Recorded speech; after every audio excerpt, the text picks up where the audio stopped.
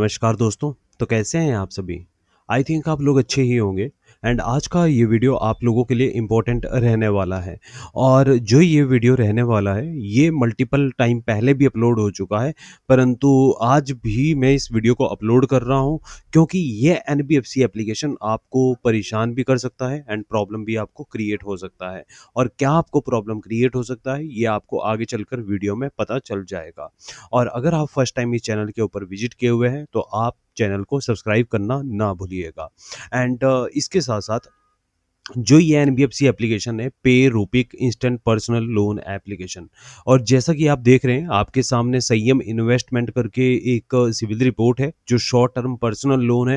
And इसमें अगर आप देखोगे तो डिटेल तो इसमें हाइड की गई है, परंतु अगर इसमें सेक्शन अमाउंट देखोगे तो 48,000 रुपीज़ का है, यानी 48,000 रुपये। और करंट आउटस्टैंडिंग अमाउंट है ये 70,358 रुपये का है। और ये 214 दिन से डिले चला हुआ है। अगर आप ये चेक करोगे तो 2025 दिसंबर से लेके ईएमआई डिफ़ॉल्ट हो रही है। जनवरी, फरवरी, मार्च, अप्रैल, मई, जून, जुलाई और अगस्त, ये अगस्त का महीना है जो वीडियो रिकॉर्ड हो रहा है। और अगर आप देखोगे तो ये लोन का अमाउंट डबल होने वाला है। लाइक 250 दिन तक या 260 दिन तक ये लोन का अमाउंट डबल कर दिया जाएगा। और अगर आपका भी पे रूपिक से लोन चला हुआ है, आप ईएमआई नहीं भर पा रहे हैं, तो आपके साथ ये होने वाला है। अगर आप छोटी-सी मिस्टेक करोगे तो आपको ज़्यादा प्रॉब्लम क्रिएट हो सकता है एंड और भी ज़्यादा आपको मल्टीपल इशू आ जाते हैं। पे रूपिक इंस्टेंट लोन एप्लीकेशन एक एनबीएफसी रजिस्टर्ड है। अब आपके सामने सिविल रिपोर्ट है तो आप जानते ही होंगे कि ये कोई फेक एप्लीकेशन तो नहीं है, ये एक रजिस्टर्ड एप्लीकेशन है। परंतु अगर आप ईएमआई डिले करते हैं और कितने टाइम तक आप डिले करते हैं, ये भी मेंशन किया गया है। अगर इतने टाइम तक अगर आपकी ईएमआई डिले होती है तो आपको कितना अननेसेसरी पेनल्टी, अननेसेसरी चार्जेस लगते हैं। और मैं आरबीआई के लिए भी कहना चाहूँगा कि देखिए, ऐसे एनबीएफसी एप्लीकेशन को बैन कर देना चाहिए, इनके लाइसेंस को रद्द कर देना चाहिए। ये पेनल्टी और चार्जेस, अगर कोई भी कस्टमर या कोई भी बोरोवर लोन का ईएमआई नहीं भर पा रहा है तो उनको प्रॉब्लम चला हुआ है, कोई इशू चला हुआ है। अगर 100 पीपल डिफ़ॉल्ट कर रहे हैं तो उसमें से 1-2 जानबूझ के डिफ़ॉल्ट करता है, अदरवाइज़ 98 और 97 लोगों को किसी न किसी को इशू चलता है, प्रॉब्लम चलता है। और इसके बीच में एक तो इंसान ईएमआई नहीं भर पा रहा है और दूसरा पेनल्टी और चार्ज इतना लग रहा है कि जब अमाउंट, लोन का अमाउंट रीपेमेंट करने के लिए अमाउंट होगा तो उसके बाद फिर इतना पेनल्टी लग जाएगा, फिर वो डिले करेगा। इससे कस्टमर के यानी बोरोवर के सिविल पर इम्पैक्ट पड़ता है, जो फ्यूचर में भी आपको प्रॉब्लम क्रिएट हो सकता है। अगर आपके लोन के साथ भी ऐसा प्रॉब्लम क्रिएट हो रहा है, और ये होगा ही, अगर आप पे रूपिक से लोन ले रहे हैं और आपको ये प्रॉब्लम क्रिएट होगा ही होगा 100%, ठीक है। तो आपको क्या करना है, आपको डाटा पूरा कलेक्ट करना है, आपको क्यों लोन का आप ईएमआई नहीं भर पा रहे हो, और आपको आरबीआई में कंप्लेंट करनी है। जितने भी आप लोग सभी वीडियो देख रहे हैं तो आप आरबीआई में कंप्लेंट जरूर कीजिएगा। अननेसेसरी पेनल्टी का आप कंप्लेंट कीजिएगा, आप बाकी आपको वैसे कंप्लेंट करने की ज़रूरत भी नहीं है। अगर इसकी बात करें पे रूपिक एप्लीकेशन की, तो ये एक देखिए, इसका रिकवरी एजेंट आपके घर पर विजिट नहीं करते हैं, परंतु इनका डिमांड या रिकॉल नोटिस आपके घर पर आ सकता है। और ये 2 से 3 ईएमआई डिफ़ॉल्ट होने पर होता है। सभी को नहीं जाता है, बट 60 टू 70% चांसेस है कि अगर आपको डिमांड नोटिस जा सकता है। अगर आपको कोई भी किसी भी प्रकार का नोटिस मिलता है तो आप उसका रिस्पॉन्ड कीजिएगा। अगर आपको अपने लोन के बारे में सही डायरेक्शन या पर्सनली अगर आपको कोई भी बात करनी है तो आप हमारी टीम से कॉन्टैक्ट कर सकते हैं। आपका कॉल स्लॉट बुक कर दिया जाएगा। एंड इसके साथ-साथ आपको लोन को सेटलमेंट करना है, लोन का कोई लीगल इश्यू क्रिएट हो रहा है, ईसीएस बाउंस का केस फाइल या चेक बाउंस का केस फाइल, तो भी आपको बता दिया जाएगा, ठीक है? और इसके ऊपर पहले भी मल्टीपल वीडियो आ चुके हैं, अगर आप देखोगे तो इस चैनल के ऊपर, डेब्ट फ्री सॉल्यूशन चैनल के ऊपर सभी वीडियो आपको मिल जाएँगे। अब इसका आपको लीगल नोटिस का पता चल चुका होगा, रिकवरी एजेंट कोई होम विजिट नहीं करता है।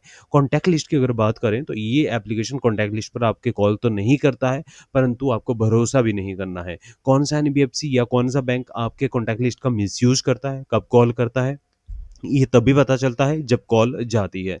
उससे पहले आपको भी नहीं पता चलेगा और हमें भी पता नहीं चलेगा। तो ध्यान रखें आप। अब बात करते हैं पेनल्टी और चार्जेज़ को वेवर की, और ये अननेसेसरी पेनल्टी क्यों लगता है। देखिए, पे रूपिक जो एप्लीकेशन है ये थर्ड पार्टी है। लाइक जो एक फर्स्ट पार्टी रहता है, ये संयम इन्वेस्टमेंट है। ये एप्लीकेशन दूसरे से लोन देता है, लोन लेता है, पैसा लेता है और आपको लोन देता है। इस तरीके से किया जाता है।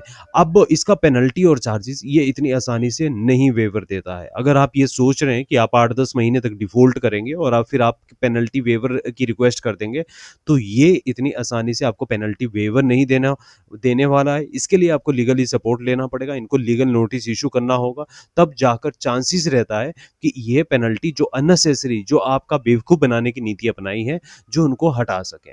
ठीक है, बहुत सारे लोग कहते हैं कि पेनल्टी नहीं हटाता है, चार्जेज़ नहीं हटते हैं। देखिए ये लीगल प्रोसेस होता है एंड लीगल प्रोसेस के साथ आप हटवा सकते हैं एंड बाकी मैंडेटरी रहता है, एकदम से कुछ भी नहीं हटता है। एक लीगल प्रोसेस भी एक टाइम फ्रेम लगता है और आप इस देश में रह रहे हैं, इंडिया में रह रहे हैं, तो आप जानते ही होंगे कि यहाँ पर प्रोसेस किस तरीके से काम करता है। सेटलमेंट की अगर बात करें तो पे रूपीक से सेटलमेंट 1 से डेढ़ साल बाद ही आपका सेटलमेंट हो सकता है। उससे पहले सेटलमेंट होने के बहुत कम चांसेज़ है पे रूपीक एप्लीकेशन से और ये सेटलमेंट भी आपके आउटस्टैंडिंग अमाउंट पर करेगा, ना कि आपके 48,000 रुपीज़ पर। अगर आप खुद से करोगे, अगर तो आप किसी से लीगली सपोर्ट लेते हैं, तो वहाँ से करते हैं, तो आप प्रिंसिपल अमाउंट के ऊपर भी कर सकते हैं, परंतु ज़्यादातर जो एनबीएफसी या बैंक रहते हैं, ये आपके आउटस्टैंडिंग के ऊपर करेंगे। लाइक अगर आपको सेक्शन अमाउंट 48,000 रुपए का हुआ है, तो जो आपका सेटलमेंट और करंट आउटस्टैंडिंग ओवरड्यू अमाउंट है 70,000 रुपए का, इसके ऊपर सेटलमेंट होगा। अब अगर 50% इसमें कर दिया जाएगा तो आप जानते हैं 35,000 रुपए में सेटलमेंट होगा। वैसे भी पहले ही इनका इतना अमाउंट है, तो इतना आप नुकसान मत कीजिएगा।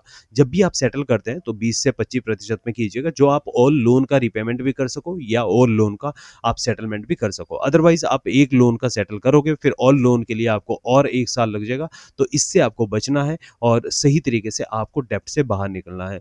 बाकी आपको कोई भी प्रॉब्लम या पे रूपीक से कोई भी इशू आपको आता है एंड कोई भी आपका ऐसा डाउट रहता है, तो आप कमेंट भी कर सकते हैं। बट मुझे लगता है कि आपका पे रूपीक के रिगार्डिंग सारे के सारे डाउट क्लियर हो चुके होंगे।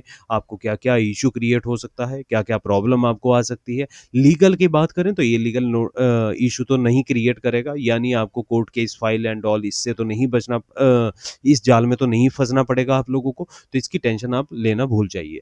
जब आपके पास अमाउंट होगा, पैसा होगा, तो आप भर दीजिएगा और अभी अगर नहीं है, तो आप सबसे पहले इनको एक एप्लीकेशन सेंड कर दीजिएगा संयम इन्वेस्टमेंट को या पे रूपीक को एंड उसके बाद अगर आप भेज सकते हैं, तो अच्छी बात है। आप प्रायर नोटिस भी भेज सकते हैं और बाकी आप आराम से रहिएगा और अपनी इनकम सोर्स के ऊपर ध्यान दीजिएगा, जिससे कि आप जल्दी से जल्दी इन लोन को क्लोज़ कर सकोगे और अपनी लाइफ़ को आप फाइनेंशियली फ्री होकर आराम से जी सकोगे। अदरवाइज़ आपको हमेशा स्ट्रेस रहेगा, आप टेंशन में रहोगे, कब क्या हो जाए, क्या इश्यू क्रिएट हो जाता है, परंतु आपको घबराना नहीं है।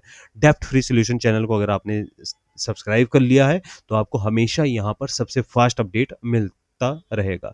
ठीक है, तो चलिए आज का वीडियो हम यहीं समाप्त करते हैं और मिलते हैं हम नेक्स्ट वीडियो में। आप लोग अपना ध्यान रखिए, अपनी सेहत का ध्यान रखिए। Thank you.